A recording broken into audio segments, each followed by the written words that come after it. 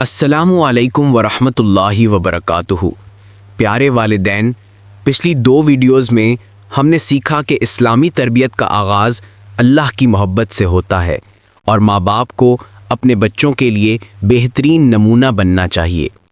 آج ہم بات کریں گے کہ ایک گھر کو ایمان اور سکون سے بھرپور کیسے بنایا جا سکتا ہے۔ ایک ایمان سے بھرا گھر صرف دیواروں سے نہیں بنتا، بلکہ ماں باپ کے کردار، گفتگو اور روزمرہ کے رویے سے بنتا ہے۔ جب والدین گھر میں محبت، شکر اور صبر کی فضا قائم کرتے ہیں تو بچے خود بخود انہی خوبیوں کو اپناتے ہیں۔ جب ماں کھانے سے پہلے بسم اللہ کہتی ہے اور باپ ہر کام کے بعد الحمدللہ کہتا ہے تو بچے دیکھ کر سیکھتے ہیں کہ زندگی کا ہر لمحہ اللہ کی یاد سے جڑا ہونا چاہیے۔ لیکن اگر والدین کے درمیان لڑائی جھگڑا، چیخنا چلانا ہو تو وہ سکون ختم ہو جاتا ہے، بچے کے دل میں خوف اور الجھن پیدا ہوتی ہے۔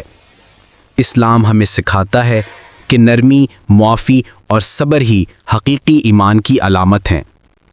نبی کریم صلی اللہ علیہ وسلم نے فرمایا، تم میں سے ہر ایک ذمہ دار ہے اور ہر ایک سے اس کی ذمہ داری کے بارے میں پوچھا جائے گا۔ صحیح بخاری۔ یعنی ماں باپ اپنی اولاد کے اخلاق، ایمان اور تربیت کے ذمہ دار ہیں۔ پیارے والدین، اپنے گھروں کو ایمان، محبت اور ذکر الہی سے روشن کیجیے۔